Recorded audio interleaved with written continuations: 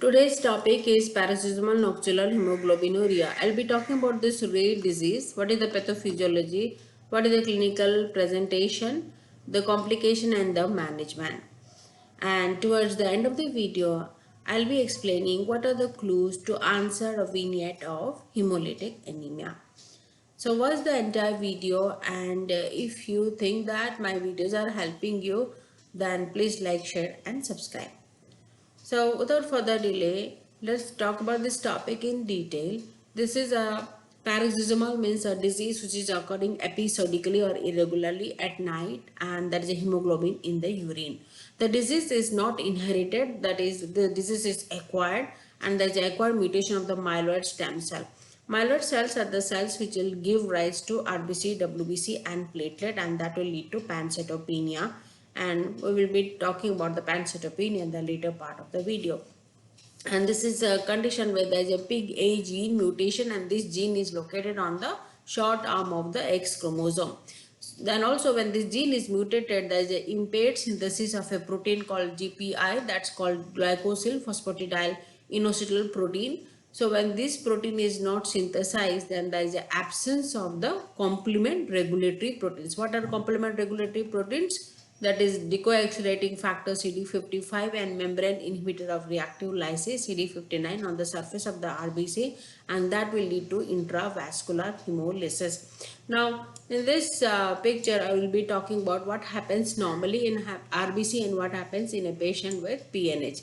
As PNH is a complement mediated disease, why the complements are attacking the RBC at night, and as the disease is paroxysmal nocturnal, that means nocturnal is at night, so why the complements are causing hemolysis at night? Because during night there is a shallow breathing, and when there is a shallow breathing we are retaining carbon dioxide, and that will lead to a state of respiratory acidosis, and acidotic environment activates the complement. So now we will see how the complement is damaging the RBC. First of all, we'll talk about what happens normally and what happens in a patient with PNH. Normally, as you can look at this picture, this is normal central palo. That means there is no hemoglobinization here, but whole of the RBC cytoplasm is hemoglobinized. Okay. So normally there is no PGA gene mutation, so there is an expression of a GPI, and when there is an expression of GPI, there is a presence of complementary regulatory proteins like CD55 or decoaxylating factor or CD59 or membrane inhibitor of reactive lysis. So when these complement regulatory proteins are present, the complements cannot attack the RBC. Okay, so and there is no hemolysis.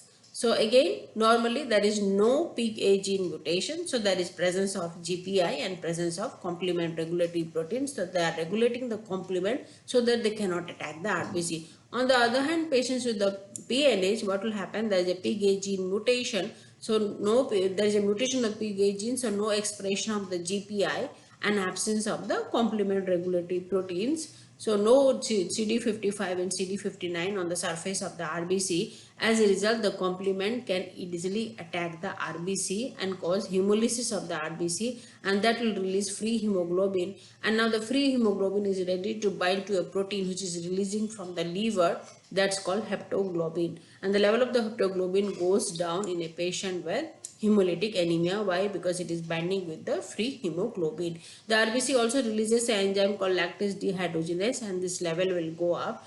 And the RBC also releases indirect bilirubin, and its level will go up. So it is very important when you are doing a question of hemolytic anemia, when you see the increase LDH or increase in direct bilirubin or decrease heptoglobin, you should think that okay, this can be a vignette of hemolytic anemia.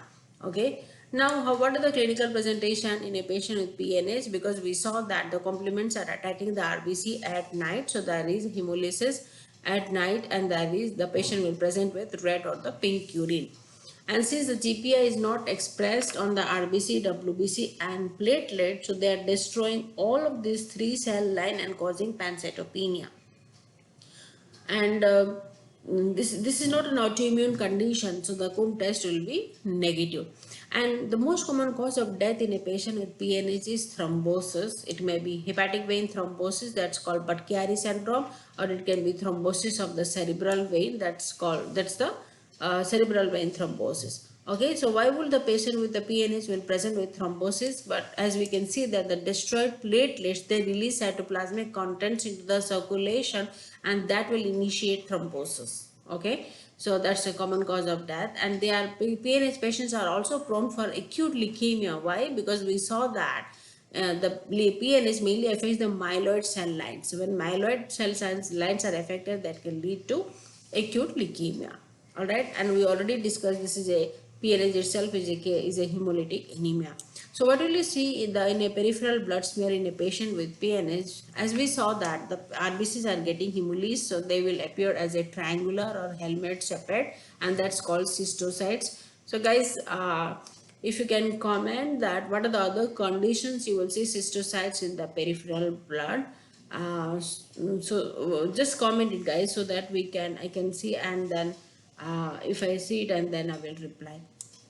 Okay, and what are the other cells what are the cells you will see in a hemolytic anemia is reticulocytes or premature RBC. Why? Because when there is a hemolysis, the bone marrow will try to compensate, and there will be more appearance of premature RBC in the peripheral blood.